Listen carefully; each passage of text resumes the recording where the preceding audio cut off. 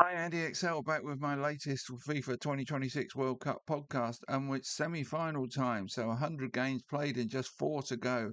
Now, I have correctly predicted the 90-minute outcome of 62% or 62 of those 100 games. Pretty good when you consider there are three possible outcomes to every game, so I'm quite happy with my predictions. Now, the top four ranked teams in this tournament have made the semi final, so time to find out who are the best of the best. And the first semi final is between the two teams with the best 90-minute records in the tournament.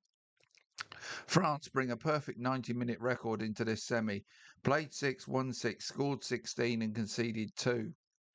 Spain have won 5 and drawn 1, their opener against the heroes of Cape Verde, scoring 11 and conceding just 1 in their last game.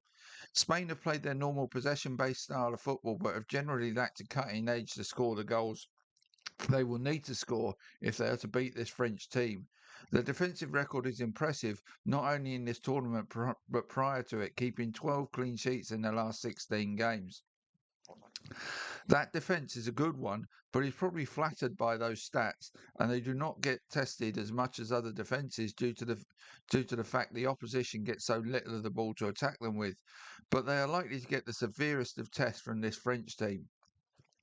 France are averaging 2.67 goals a game in this tournament and averaged 2.5 goals in their 10 games preceding it. They adopt an entirely different approach to Spain in that they are far more cavalier with possession, taking risks to get the ball to a front four who have been deadly throughout this competition. France have had 110 shots in the tournament at 18.33 per game. That's one every 5 minutes.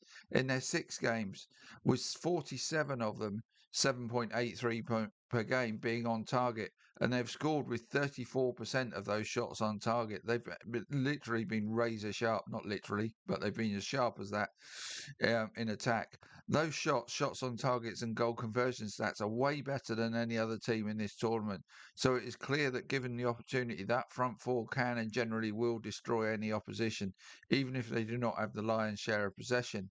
Spain's attacking stats, though, are not dissimilar to those of France when it comes to shots, while they have had an identical 110.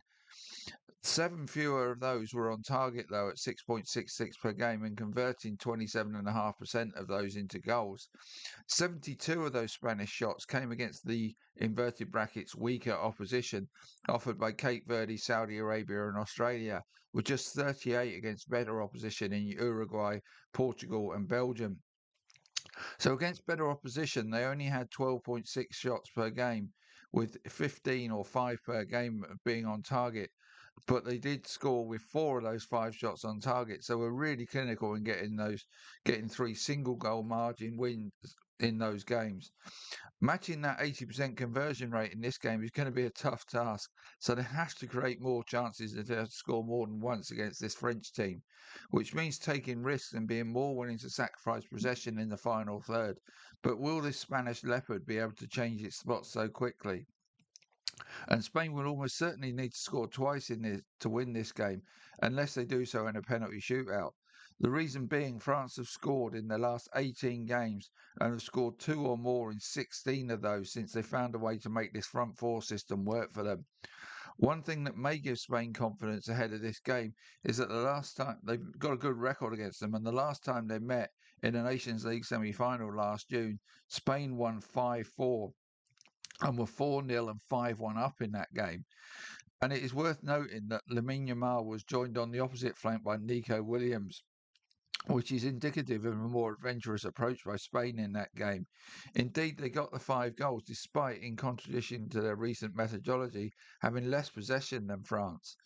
It is also worth noting that the French back four for that game of Theo Hernandez, Longley, Canate, and Kalulu will not be appearing here. Indeed, only Hernandez and Canate even made the squad for this World Cup. Koundé, Upamecano, Saliba, and Digne will provide a much stiffer threat for that Spanish attack. Test, I should say.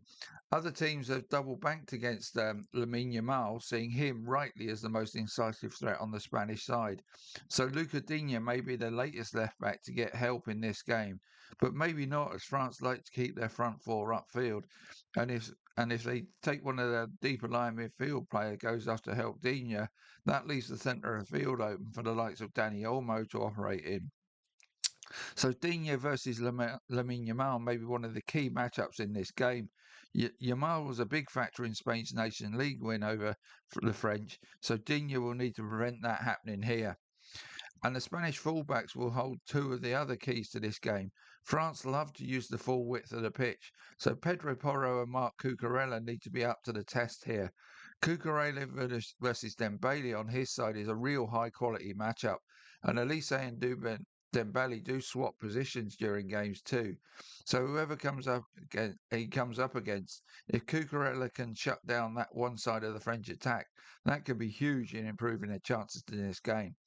Porro is better going forward than as a defender, so whichever of Bradley Barcola or Desiree Doué starts here may offer more threat than comes from the other side of the pitch, which is why they need to offer that left-sided threat being negated by dropping back to support Digne. If they did do that, it could mean that Mbappe looks to attack down the left in their absence. I really want to see the Spanish take more chances in this game, but you just do not see that happening from the start. So unless they are highly efficient in taking their chances, they could find themselves on the wrong end of things here. And both teams may see this as the two best teams in the tournament meeting with their records during the tournament. So it might be quite a cagey tactical affair with people not wanting to give it away. Um, Spain's late winners against Portugal and Belgium came from Mikel Merino, and unless they match Merino's strike rate early in this game, they might find themselves struggling to contain this French attack long enough for their substitutes to make a difference. Of course, we have seen strange things happen to teams late in World Cups as the pressure reaches maximum levels, but I just do not see that happening to France here, and I think they just have too much offensive firepower for the Spanish to cope with. The hopes for Spain are that Lamine Yamal destroys Digne on the left, or Upamecano commits the type of slack errors he makes from time to time to give them a chance here. So I'm going to take France to continue their imperious march to the final with a 3-1 win, which is my conclusion here. And Mbappe will score one, maybe two of those goals to take the lead in the race for the Golden Boot too. So that's how I see the first of the semi-finals. Now, tomorrow I'll come back with my preview of what for us in England is the big one, and I'm sure it is for Argentina too, and historically a real grudge match. So I'll come back with my preview of that one tomorrow. But that's it for today. Look forward to the first semi-final, and let's see who England are going to play in the final. No, I didn't say that. All right, see you later.